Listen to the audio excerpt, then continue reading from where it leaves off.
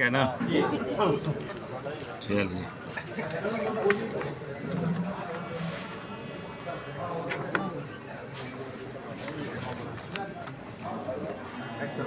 झारखंड में हेमंत सरकार के लूट की कहानी तो हम सब लोग सुनते भी हैं और आप सब लोग दिखाते भी हैं। चाहे वो कोयला हो, चाहे बालू हो, चाहे पत्थर हो या लोहा हो या ज़मीन हो, इस लूट की तो एक लंबी फहरिस्त है और आए दिन हम सब लोग भी उठाते रहे।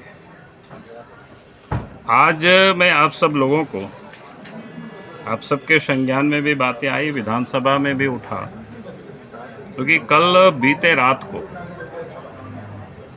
जो साहेबगंज और मनिहारी घाट के बीच गंगा नदी पर जो दुर्घटना घटी,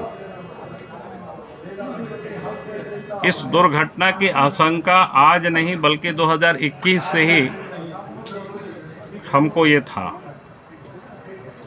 वहाँ से हमें लोगों ने बार बार बताया करते थे कि खास करके हेमंत सोरेन से जुड़े हुए लोग मिल करके इलीगल तरीके से पत्थर की, बालू की अवैध कारोबार में लोग लगे हुए हैं और नियम कानून को ताक पर रख करके लोग लूट मचाए हुए हैं। साहेबगंज और मनिहारी के बीच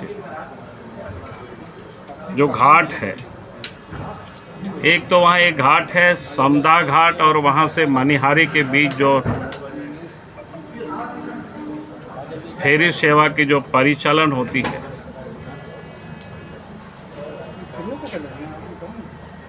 जितना लाइसेंस है, 2 मालवाहक और 2 यात्री वाहन, लेकिन उस समय उससे भी कहीं अधिक जहाज दिन और रात वहां चलाए जाते थे, जबकि सरकार की उस रूल में भी है, क्या कहते हैं उसको, सूर्योदय से सूर्यास्त तक ही चलाने का परमिशन है। लेकिन सूर्योदय और सूर्यास्त तक की बात तो छोड़ दीजिए, यहाँ तो डे नाइट चलता था, रात भर चलता था,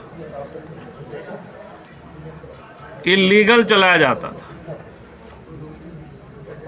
और जहाँ 2 जहाज की परमिशन, वहाँ तो 8-9 जहाज, 6 जहाज वैसे ही चलाया करते थे। और जहाँ एक घाट से, समदा घाट से चलाने की परमिशन थी, उसके अतिरिक्त भी ग्राम घाट से भी लोग चलाया करते थे, मैंने अधिकांश, क्योंकि ग्राम घाट से नज़दीक पड़ता है। और वहाँ से चलाने की इसलिए परमिशन नहीं होती क्योंकि वहाँ पर जल का जो है वो कम है कि जहाज़ की दुर्घटना हो सकती है। और इसकी जब जानकारी लोगों ने हमें दिया था तो उसी समय हमने दोनों राज्य के मुख्यमंत्री को पत्र लिखा था। बिहार को भी हमने पत्र लिखा था 13/7/2021 को, और उसके बाद झारखंड के मुख्यमंत्री को भी 16/7/2021 को। पत्र का सेम आशय है। हमने जो इतना ही लिखा था कि भाई गैर कानूनी तरीके से वहाँ चल रहा है, कभी भी किसी भी दिन ये दुर्घटना हो सकता है, और इसलिए इस पर रोक लगाए जाए, इस पर जांच किया जाए, जो संबंधित गड़बड़ कर रहे हैं, जिन लोगों के सह पर ये चल रहा है, उस पर कार्रवाई हो। लेकिन लगता है कि किसी ने कोई ध्यान नहीं दिया उस पर, हमारी बात पर। क्योंकि हम जब पत्र लिखते हैं तो आप सबको पता ही है, सरकार के लोग हमको पत्रवीर कहते हैं। भाई मेरे पास और क्या ऑप्शन है?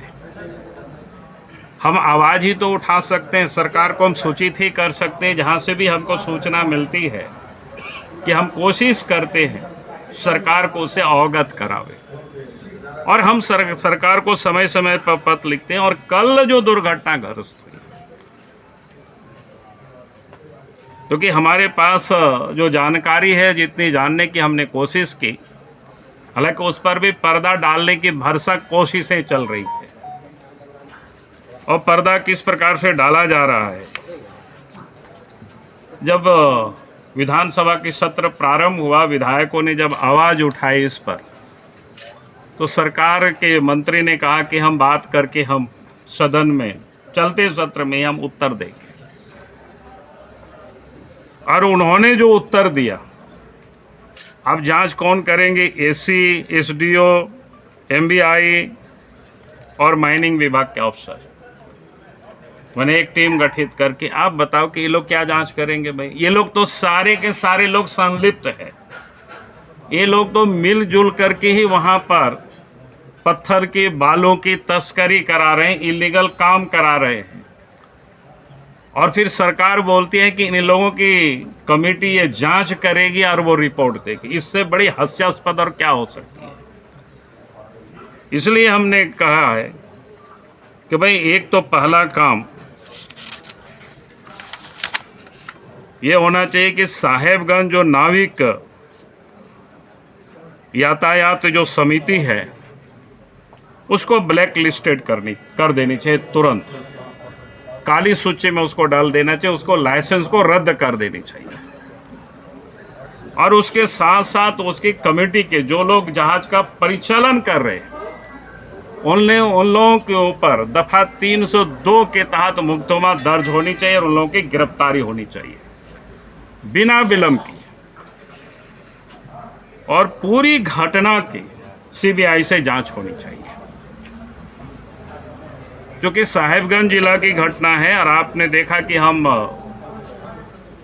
जुलाई के 2021 में ही हमने पत्र लिखा है राज्य सरकार को, और यहाँ से अवैध ढुलाई चल रही है, अर्थात एसपी और डीसी दोनों उसमें इन्वॉल्व है। और इसलिए हम सरकार से मांग करते हैं कि वे डीसी और एसपी को निलंबित करें और उन दोनों के ऊपर कार्रवाई होनी चाहिए, ताकि जो इस प्रकार के लापरवाही, और अभी तक तो पता नहीं चल पाया है कितने लोगों की जान गई। अगर औसत भी मानेंगे, एक ट्रक में अगर 2, 3, 4 लोग तो निश्चित रूप से होते हैं, तो हमें लगता है 40-50 एक लोग उसमें से गंगा में समा गए होंगे। और इन लोगों की लापरवाही के कारण ये घटना घटी। और इसलिए हम सरकार से ये मांग करते हैं कि तत्काल एक तो जो समिति जिसका परिचालन कर रही थी वो फेरी सेवा का, उसको काली सूची में डाले, ब्लैक लिस्टेड करे, उसके लाइसेंस को रद्द करे और उन लोगों के ऊपर दफा 302 के तहत मुकदमा दर्ज हो। अब पूरे घटने की सीबीआई की जांच हो, और साथ ही वहाँ के डीसी और एसपी के ऊपर भी उनको भी निलंबित करनी चाहिए, क्योंकि इन लोगों की देखरेख में ही सब काम चल रहे हैं। भाई समदा घाट से चलाने की परमिशन है, तो फिर ये गरम घाट से चलाने का क्या मतलब होता है? सूर्योदय से सूर्यास्त तक चलाने का ही फिर रात में चलाने का क्या मतलब होता है? और जांच कमेटी उन लोगों के ऊपर, उन लोगों के नेतृत्व में बनाएगी जो लोग इस चोरी में ही पूरी तरह से शामिल है, इस लूट में ही पूरी तरह से शामिल है। और इसलिए हमने कहा कि भाई इन लोगों से कोई जांच नहीं हो सकती है। और इसलिए पूरे मामले की सरकार अगर वास्तव में अपने आप को इन्वॉल्व नहीं है, हेमंत सोरेन अगर चाहते हैं कि नहीं हम इसमें इन्वॉल्व नहीं हैं, इससे हमको पैसा नहीं मिलता था, तो सीधा इस जांच को सीबीआई को भेजते, ताकि दूध का दूध पानी का पानी हो जाएगा कि भाई कब जहाज चली थी, कितने लोग डूबे, किस प्रकार से वहाँ कब से इलीगल चल रहा है और उसमें कौन कौन लोग शामिल हैं, सब कुछ सामने आ जाएगा। इन्हीं शब्दों के साथ अपनी बात को आज मैं समाप्त कर रहा हूँ। सर,